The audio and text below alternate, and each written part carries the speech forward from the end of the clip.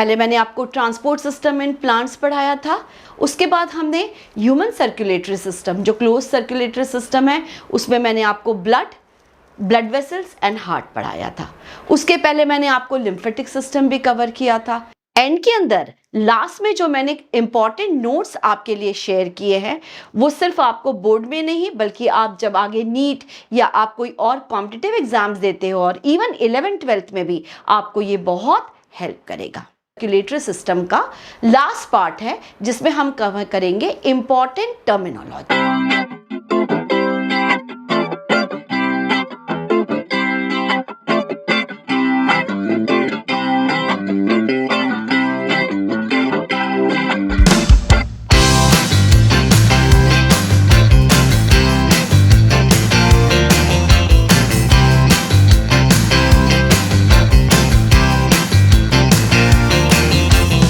Hello बच्चों, welcome to Varsha's tutorials.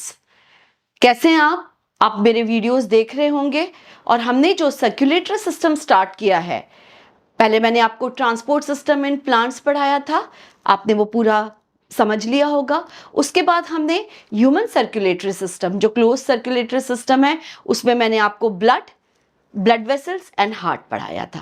उसके पहले मैंने आपको लिम्फेटिक सिस्टम भी कवर किया था और आपने सबने उसको अच्छे से समझा होगा। ये बहुत इंपॉर्टेंट टॉपिक्स हैं। मेरा वीडियो लाइक कीजिए, सब्सक्राइब कीजिए और वीडियो स्टार्टिंग से एंड तक देखिए। एंड के अंदर लास्ट में जो मैंने इंपॉर्टेंट नोट्स आपके लिए शेयर किए हैं वो सिर्फ आपको बोर्ड में नहीं बल्कि आप जब आगे नीट या आप कोई और कॉम्पिटिटिव एग्जाम्स देते हो और इवन 11th-12th में भी आपको ये बहुत हेल्प करेगा। आज जो हम इसका लास्ट पार्ट है, सर्कुलेटरी सिस्टम का लास्ट पार्ट है जिसमें हम कवर करेंगे इंपॉर्टेंट टर्मिनोलॉजी, यानी हार्ट बीट्स कैसे है, पल्स रेट क्या है, ब्लड प्रेशर क्या है, ये सब हम समझते हैं। तो चलिए बिना कोई टाइम वेस्ट किए हम स्टार्ट करते हैं। पहले जो मैं आपको समझाने जाऊंगी हार्ट बीट्स को हम कहते हैं कार्डियक साइकिल। हार्ट बीट्स आपको सबको पता है कि जो हार्ट की जो मूवमेंट होती है वो रिदमिक मूवमेंट होती है। रिदमिक मूवमेंट का मतलब क्या होता है?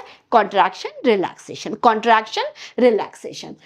When heart contracts, basically heart में जब वेंट्रिकल्स, दोनों वेंट्रिकल्स एक साथ कॉन्ट्रैक्ट करते हैं, दोनों ऑरिकल एक साथ कॉन्ट्रैक्ट करते हैं, तो व्हेन हार्ट कॉन्ट्रैक्ट्स मतलब बेसिकली लेफ्ट वेंट्रिकल जब कॉन्ट्रैक्ट करता है become smaller in size. Ventricle जब कॉन्ट्रैक्ट करता है तो नेचुरली उसका साइज स्मॉल हो जाता है and pushes the blood into the aorta with great force. जब लेफ्ट वेंट्रिकल स्मॉल हो जाता है, कॉन्ट्रैक्ट होता है, वो बहुत फोर्सफुली जो ब्लड है, ऑक्सीजनेटेड ब्लड को बहुत फोर्सफुली मेन आर्टरी एओर्टा के अंदर पुश करता है। और जब ये रिलैक्स होता है, मतलब ये वन कॉन्ट्रैक्शन हो गया, जब ये रिलैक्स होता है, when it relaxes it means becomes larger in size में बड़ा हो जाता है and gets filled up with blood again. वापस एट्रियम से आपको याद होगा V1 वॉल्व ओपन हो जाता है और वापस लेफ्ट वेंट्रिकल ब्लड से पूरी तरह से फिल हो जाता है। यानी एक कॉन्ट्रैक्शन हुआ और एक रिलैक्सेशन हुआ। एक्चुअल में ये वेंट्रिकल में होता है लेकिन हम इसको टर्म हार्ट यूज करते हैं। तो हम इसकी डेफिनेशन हार्ट बीट की या हम जो कार्डियक साइकिल की डेफिनेशन हम यदि देखते हैं तो हम कह सकते हैं one complete contraction and relaxation, one complete contraction and one complete relaxation of heart is called heart beat. एक हार्ट बीट होगी, एक कॉन्ट्रैक्शन यानी लेफ्ट वेंट्रिकल में एक बार कॉन्ट्रैक्शन हो रहा है और लेफ्ट वेंट्रिकल एक बार रिलैक्स हो रहा है, तो one contraction and one relaxation of heart is called heart beat. और ये जो कंप्लीट साइकिल है, contraction relaxation, one contraction one relaxation, इस कंप्लीट ये जो होल सीक्वेंस है इसे हम कहते हैं it is called cardiac cycle. तो ये आपको क्लियर हो गया होगा।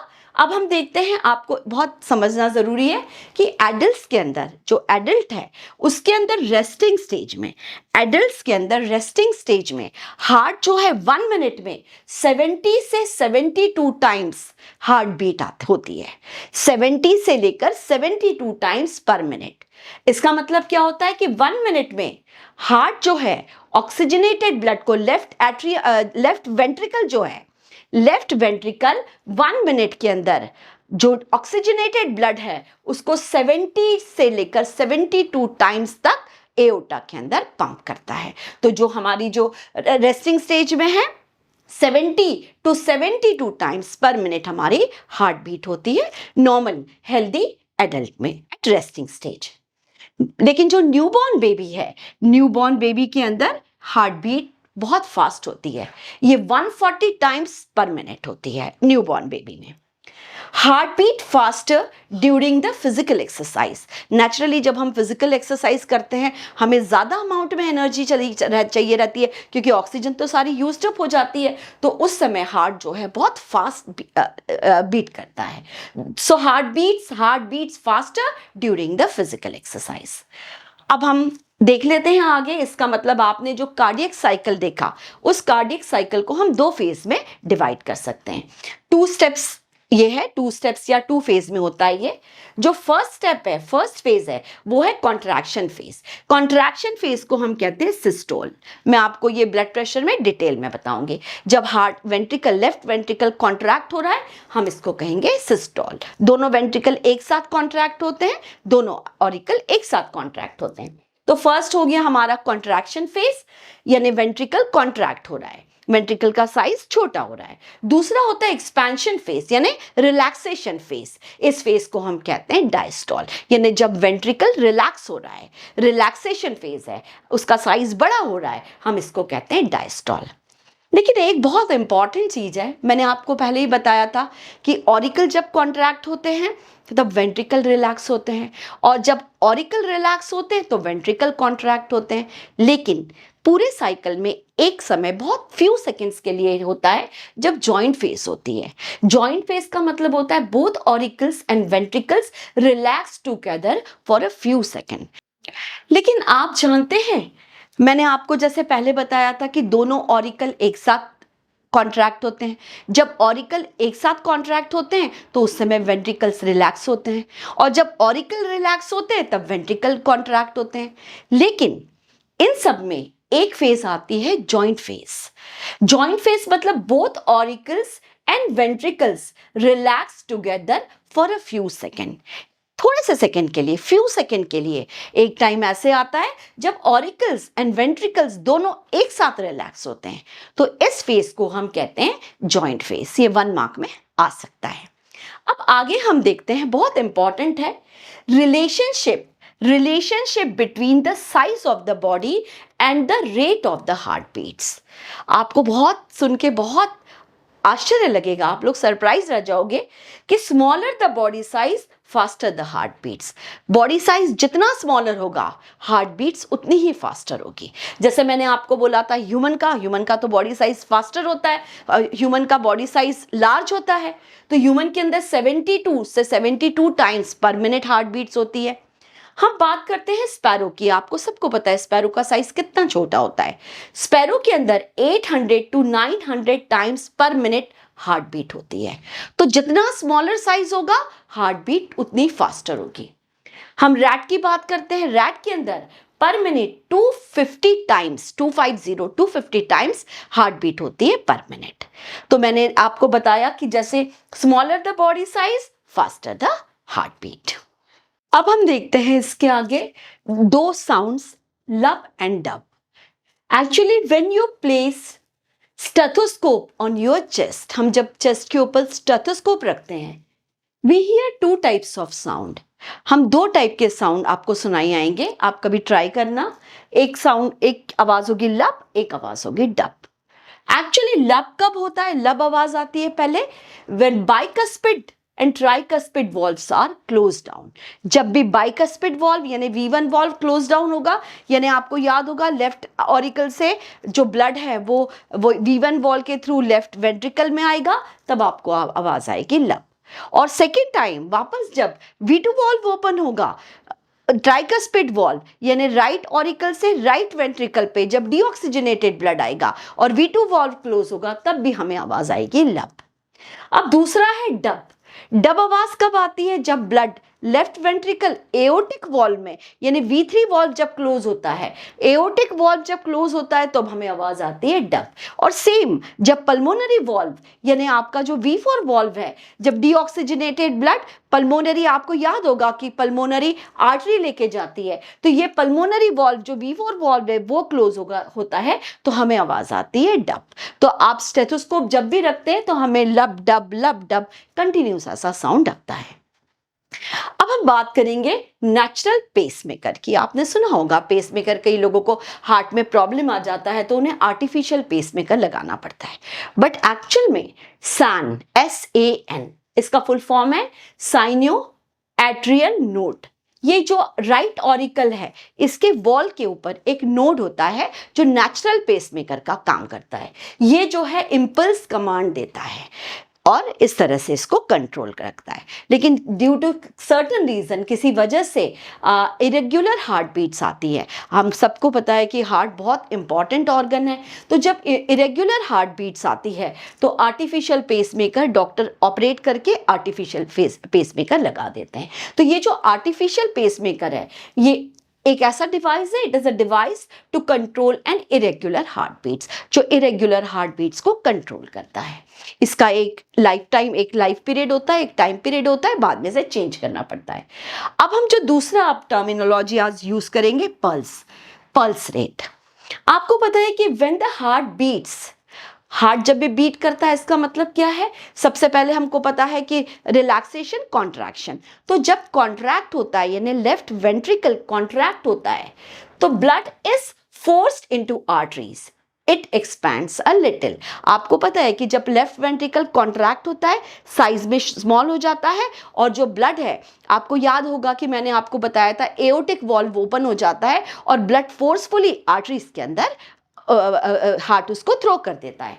तो आपको पता है आर्टरीज को ब्लड लेना होता है, सारी आर्टरीज, एरोटा भी आगे आर्टरीज को पास कर देती है। तब जब आर्टरीज ब्लड लेती है, आपको मालूम है कि आर्टरीज में ब्लड बहुत हाई प्रेशर से जाता है, तो जो आर्टरीज जब ब्लड को लेती है तो आर्टरीज एक्सपैंड हो जाती है। तो ये जो आर्टरीज जो एक्सपैंड होती है, तो ये expansion of N artery each time when the blood is forced into it is called pulse. यानी पल्स, आर्टरी जब ब्लड लेती है, चाहे एओर्टा हो चाहे नॉर्मल आर्टरीज हो, जब वो ब्लड को लेती है तो एक्सपैंड हो जाती है क्योंकि ब्लड बहुत फोर्सफुली आता है, तो वो जो एक्सपेंशन होता है उसे हम कहते हैं पल्स। और ये जो पल्स रेट है वो हमेशा it is equal to heart beat. आपको याद है हार्ट बीट में मैंने आपको बताया था 70 से लेकर 72 टाइम्स ह्यूमन हार्ट के अंदर पर मिनट हार्ट बीट होती है। सेम पल्स रेट भी सेम होता है, pulse rate and heart beat same होता है। 70 से लेकर 72 टाइम्स पर मिनट हमारा पल्स रेट होता है। अब आपको पता है कि जब फिजिकल एक्सरसाइज करते हैं या एंजाइटी है या एक्साइटमेंट है किसी भी वजह से, तो हार्ट बीट अचानक से तेज हो जाती है, इंक्रीज हो जाती है, तो हमारा पल्स रेट भी हाई हो जाता है। आर्टरीज जो है हमें पता है कि बहुत अंदर, बहुत हमारी बॉडी में डीपली लोकेटेड होती है, तो हम पल्स रेट ऐसे हर जगह जाके काउंट नहीं कर सकते।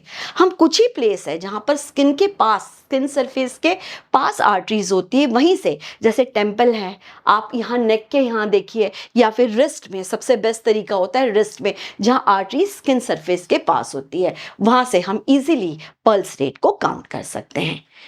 अब एक और टर्म आती है एंजाइना पेन। मैंने आपको लास्ट जब हार्ट एक्सप्लेन किया था तब मैंने आपको बताया था कि हार्ट के अंदर करोनरी आर्टरीज होती हैं। करोनरी आर्टरीज होती है जो हार्ट को भी तो ब्लड की ज़रूरत होती है, तो ये करोनरी आर्टरीज होती है, ये हार्ट को ब्लड देती है। तो जब किसी वजह से करोनरी आर्टरीज के अंदर ब्लड फ्लो कम हो जाता है, ब्लड फ्लो रिड्यूस हो जाता है, तो हार्ट के अंदर चेस्ट पेन होता है, जिसे हम एंजाइना पेन कहते हैं। कई बार इसमें ब्लॉकेज होने से हार्ट अटैक भी आता है। अब हम नेक्स्ट टर्म देखते हैं ईसीजी। ईसीजी का फुल फॉर्म है इलेक्ट्रोकार्डियोग्राफ। आप ध्यान से सुनना, इलेक्ट्रोकार्डियोग्राम और इलेक्ट्रोकार्डियोग्राफ में क्या डिफरेंस है। इलेक्ट्रोकार्डियोग्राफ यानी ECG, it is an instrument use to record electric impulse generated in heart. आप हार्ट के अंदर इलेक्ट्रिक इम्पल्स जो जनरेट होता है, इसको जो हम मेजर करने का इंस्ट्रूमेंट होता है उसको हम कहते हैं ईसीजी। एक मशीन होती है जिसको हम कहते हैं इलेक्ट्रोकार्डियोग्राफ। आपने देखा होगा जब भी ईसीजी हम लेते हैं तो एक पेपर के ऊपर, एक ग्राफ पेपर के ऊपर इस तरह से बीट्स या इम्पल्स आते हैं। तो ये जो इम्पल्स आते हैं जिसको हम शीट ऑफ पेपर के ऊपर एज अ ग्राफ हम इसको लेते हैं, इसको हम कहते हैं इलेक्ट्रोकार्डियोग्राम। जो ग्राफ आता है इसे हम कहते हैं इलेक्ट्रोकार्डियोग्राम। आपने मूवीज में अक्सर देखा होगा कि इस तरह से पल्स रेट इम्पल्स चल रहे हैं और सडनली स्ट्रेट हो जाते हैं। स्ट्रेट हो जाते हैं इसका मतलब इम्पल्स आना बंद हो गए, हार्ट बीट स्टॉप हो गई है और वो जो भी पर्सन है वो डेड हो गया है। तो ये मैंने आपको ईसीजी शॉर्ट में एक्सप्लेन कर दिया है। अब हम इसका लास्ट टॉपिक, लास्ट पार्ट है ब्लड प्रेशर, इसको देखते हैं। पहले मैं आपको क्विकली बता देती हूँ। आपको पता है कि जो ब्लड है वो ब्लड वेसल्स में फ्लो करता है, यानी आर्टरीज में फ्लो करता है और वेन्स में फ्लो करता है। तो जब ब्लड आर्टरीज एंड वेन में फ्लो करता है तो ब्लड जो है वेसल्स की वॉल के ऊपर कुछ अमाउंट में प्रेशर डालता है। कोई भी चीज फ्लो करती है तो वो वॉल्स के ऊपर प्रेशर तो डालती है। आर्टरीज में ये बहुत बहुत हाई प्रेशर से फ्लो करता है तो वॉल्स के ऊपर बहुत हाई प्रेशर आता है। वेन्स के में ये लो प्रेशर से फ्लो करता है तो वॉल्स के ऊपर लो प्रेशर आता है। तो हम देखते हैं कि जो ब्लड प्रेशर क्या है, इट इज द फोर्स या it is the pressure that blood exerts on the walls of vessels. Wall of vessels है जो आर्टरीज और वेन्स है, इनकी वॉल के ऊपर जब ब्लड फ्लो करता है तो जो ब्लड प्रेशर डालता है उसे हम कहते हैं ब्लड प्रेशर। और जैसे मैंने अभी आपको बताया कि आर्टरीज के अंदर ब्लड बहुत हाई प्रेशर से फ्लो करता है तो यहाँ का प्रेशर बहुत हाई होता है, वॉल्स के ऊपर प्रेशर बहुत हाई होता है और वेन्स के ऊपर प्रेशर बहुत लो होता है। अब आपने अक्सर डॉक्टर के पास जाते हो आप, तो आपने एक इंस्ट्रूमेंट देखा होगा जिससे बीपी को मेजर किया जाता है। तो ये जो इंस्ट्रूमेंट है टू मेजर बीपी, जिससे ब्लड प्रेशर मेजर किया जाता है, इसका नाम होता है स्फाइग्मोमैनोमीटर। इस इंस्ट्रूमेंट को कहते हैं स्फाइग्मोमैनोमीटर। इसमें हम दो वैल्यूज, दो रीडिंग्स मेजर करते हैं। एक होता है सिस्टोलिक प्रेशर और एक होता है डायस्टोलिक प्रेशर। सिस्टोलिक प्रेशर मतलब जब वेंट्रिकल यानी हार्ट कॉन्ट्रैक्ट होता है तो जितने प्रेशर से ब्लड एओर्टा में आता है वो सिस्टोलिक प्रेशर होता है, जो बहुत हाई प्रेशर होता है। उसको प्रोसेस को हम कहते हैं सिस्टोल। और डायस्टोल मतलब जब हार्ट रिलैक्स करता है यानी वेंट्रिकल रिलैक्स करता है, उस समय जो आर्टरीज के अंदर जो प्रेशर होता है वो होता है डायस्टोलिक प्रेशर। तो हम देख लेते हैं सिस्टोलिक प्रेशर क्या होता है। The maximum pressure at which the blood leaves the heart to the aorta. जो हार्ट है, जो लेफ्ट वेंट्रिकल है, वो कॉन्ट्रैक्ट होता है। आपको याद होगा एओर्टिक वॉल्व ओपन हो जाता है और लेफ्ट वेंट्रिकल से ब्लड फोर्सफुली एओर्टा के अंदर आ जाता है। और ये जो एओर्टा में आता है मतलब during the contraction of ventricle, तो ये प्रेशर मैक्सिमम होता है इस समय। इस प्रेशर को हम कहते हैं सिस्टोलिक प्रेशर। ये जो सिस्टोल होता है जब फ्लो करता है, इस समय जो मैक्सिमम प्रेशर होता है वो हम 120 mm Hg ये होता है, जिसे हम कहते हैं सिस्टोलिक प्रेशर। अब हम दूसरा देख लेते हैं डायस्टोलिक प्रेशर। डायस्टोलिक प्रेशर मतलब जब वेंट्रिकल रिलैक्स करता है। जब वेंट्रिकल रिलैक्स करता है तो उस समय आर्टरीज के अंदर जो प्रेशर आता है उसे हम कहते हैं डायस्टोल या डायस्टोलिक प्रेशर। तो इसको हम कहते हैं the minimum pressure in the arteries during the relaxation phase and dilation of ventricles. Its value is 80 mm of Hg। मतलब हार्ट जब कॉन्ट्रैक्ट करता है तो आर्टरीज में जो प्रेशर आता है वो जब एओर्टा के अंदर जो हाईएस्ट प्रेशर होता है 120, और जब हार्ट रिलैक्स करता है तो मिनिमम प्रेशर में ब्लड फ्लो करता है आर्टरीज में, वो होता है 80 mmHg। हम इसको नॉर्मल बीपी की जो हम वैल्यू लेते हैं 120/80 इस तरह से लेते हैं। किसी वजह से यदि हमारी जो वैल्यू है हाई इससे 120 से हाई हो गई, वैल्यू हाई हो जाती है तो उसे हम कहते हैं हाइपरटेंशन। एक लिमिट तक हाई होने से इतना फर्क नहीं पड़ता, लेकिन यदि वैल्यू 200 या इसको क्रॉस कर जाती है तो जो ब्लड बहुत हाई प्रेशर से आर्टरीज में फ्लो कर रहा है तो आर्टरीज रप्चर हो जाती है, तो ये फेटल होता है। लो बीपी की बात करेंगे, इसको कहते हैं हाइपोटेंशन, यानी ब्लड का लेवल लो हो जाता है। ब्लड जो लो ब्लड बीपी है लो ब्लड प्रेशर है, जैसे हम हाइपोटेंशन कहते हैं, ये बिल्कुल बहुत डेंजरस होता है और इसमें डेथ भी हो जाती है पर्सन की। तो आपको मैंने circulatory system, complete transport system ही, और इसके अंदर जो हमने लास्ट में पूरा ह्यूमन सर्कुलेटरी सिस्टम भी किया है, पूरा मैंने आपको कंप्लीट कवर कर दिया है। चैनल सब्सक्राइब कीजिए और सारे वीडियोस स्टार्टिंग से एंड तक देखिए। इसके नेक्स्ट वीडियो में मैं आपके लिए लेके आऊंगी सारे इंपॉर्टेंट क्वेश्चन आंसर्स सर्कुलेशन से। आप नोट्स क्विकली इसको लिख लीजिए, या तो आप स्क्रीनशॉट ले लीजिए और इससे रिलेटेड जितने भी इंपॉर्टेंट टर्म्स हैं उसको क्विकली रिवाइज कर लीजिए।